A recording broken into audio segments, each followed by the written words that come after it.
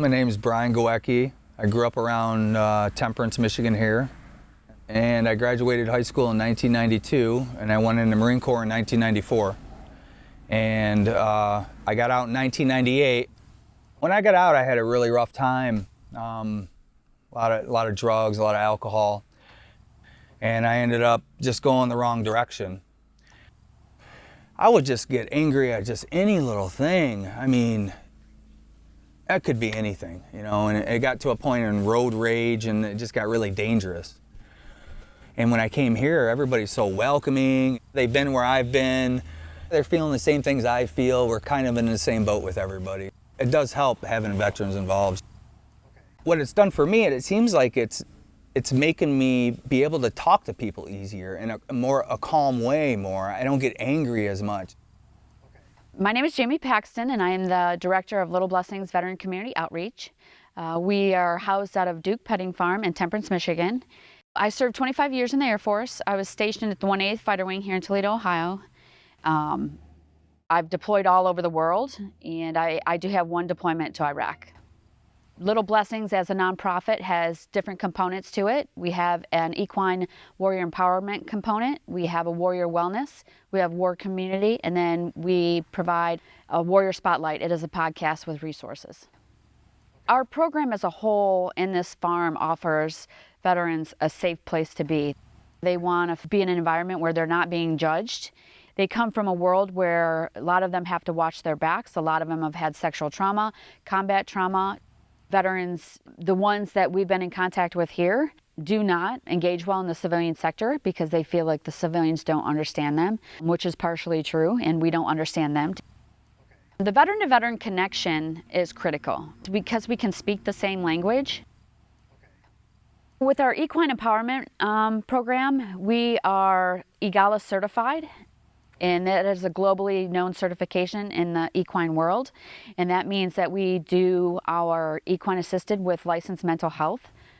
The goal of phase 1 is to be able to have the veteran learn to be in the moment. They are riding the horse, and they are just on the horse in a bareback pad. And what happens is the equine specialist is leading this veteran around in the arena. Phase 1 is really about slowing the brain down so they can concentrate when they're into phase 2.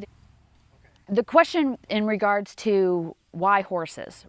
Horses are highly alert, highly attentive, very sensitive to emotions, and they directly reflect the emotion that anyone carries in there. And as an equine specialist, our job in the arena is to watch the behaviors of that horse. The horses will mirror any emotion that that veteran has. So that horse is telling us things. Phase 2 is where the EGALA phase comes in, where we have our licensed mental health. The goal of phase 2 is for them to work through the reasons why they came here. And it could be anger, it could be anxiety, could be transitioning into the civilian sector.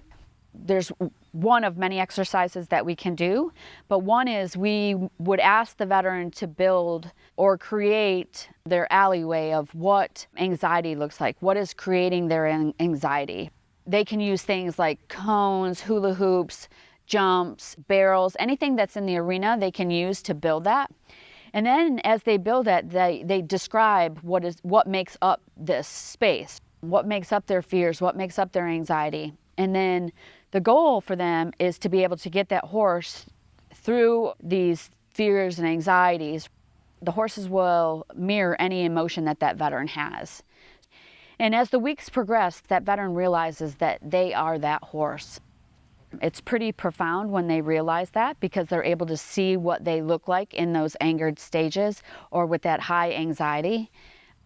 So when they're able to take this horse through this journey, they're really realizing how this happens, and they're not alone, and they do have their own answers. It's not us giving them answers.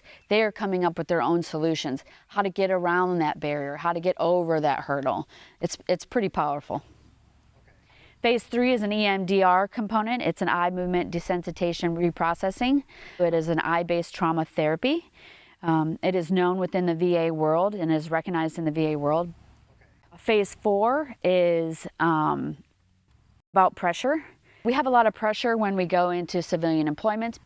65% of veterans either quit or get fired within their first 2 years of employment. Sometimes the veterans isolate, and so they will remain in their room, and because they think that is a better place to be than to burden their family or burden their friends. So it's a lot of pressure they deal with, either approaching people or people approaching them. Phase 4 is where they learn that pressure, to deal with the pressure of people and allow people to come to them. So in phase 4, we put them and a horse in a round pen, and we teach them how to move that horse without physically touching them.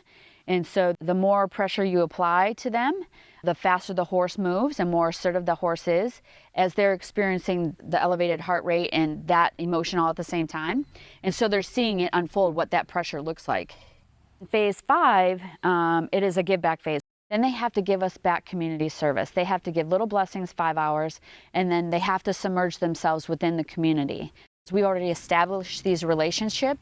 We have community partnerships. We've already made it safe for the veterans to engage in these relationships. Families are impacted, spouses, children, partners, right, are impacted when their military person is in. Then your veteran gets out and everybody's like, oh, how can I support your veteran, right? So the family component is so left out of this. And they've been their support agency the entire time, or their dumping ground the entire time. And so it was very important to us to create this warrior community. And what that looks like for us is we would do once a month dinners. And we involve our volunteers with that and our community partners with that. But it allows veteran spouses or partners to be able to talk to other veteran spouses and partners. And those kids to be able to play with other kids.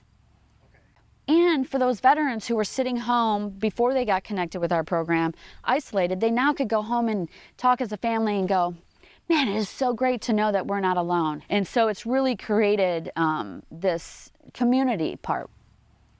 And all I can say is there's just veterans here that love each other.